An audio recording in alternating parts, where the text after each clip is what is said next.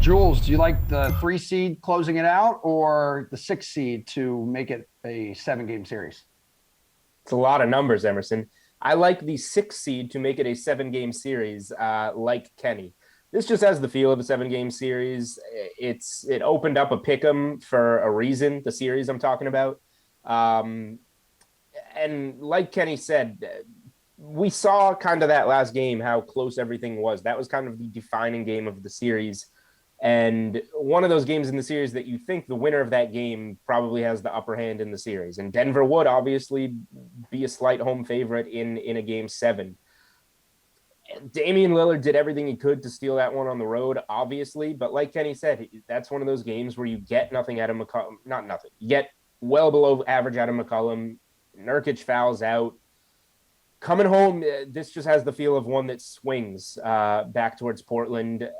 There's series that you can have a feel on, a pulse for. This, I think, is one of them that has gone the way people expected it to go. Then you have one like the freaking Clippers where the road team wins every game, and I think we're all in kind of shock how that's going. This one, I would be stunned if Portland doesn't get this game at home. The only thing that I don't like is just how much Lillard had to exude in those 2 overtimes, but he's going to have it. He'll make sure that he has it in this game. So, yeah, I think that Portland gets this one. Yeah, it was a franchise record 55 points, 17 of his team's 19 points in the 2 overtimes, too. So that's a good point by you, Jules. Nick, who are you backing tonight in this one? I feel the same way as these two guys. I mean, not only did Jusuf Nurkic foul out in 24 minutes in that game, he also had 6 turnovers in those 24 minutes. I mean, the Blazers supporting cast was doing everything it could to prevent Damian Lillard from single-handedly winning that game. And Dame didn't even get a shot inside the final 3 minutes of the second overtime. And part of that was due to Denver finally starting to bring a double at him. But, 2 missed dunks down the stretch for Robert Covington. Carmelo Anthony missed a couple huge shots.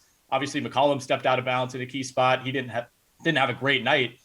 So I think we're obviously not going to get that level of a performance from Lillard. That was the highest postseason game score in the history of Basketball Reference. So chances are he's not going to replicate that in game 6, but pretty much everyone around him should be able to raise their game. And Julian's right that maybe there is some concern that, after playing almost, 50 plus minutes in that game, Lillard had to basically pull out all the stops and exude as much energy as possible. But Nikola Jokic had to do the same thing. Austin Rivers had to do the same thing. Michael Porter had to do the same thing. And I thought Dame still looked really good into that second overtime, whereas, Jokic had another great game as well, but he looked gassed to me at the end of that game, was settling for a lot of long contested 2s, made some great passes down the stretch to open things up. But to me, he's the guy that I'm maybe a little more worried about coming out slow in this game 6 tonight. So I don't know that I'll go as far as to say it's like a 10 to 15 point blowout, but I do think, the pendulum swings back and we go to a game 7.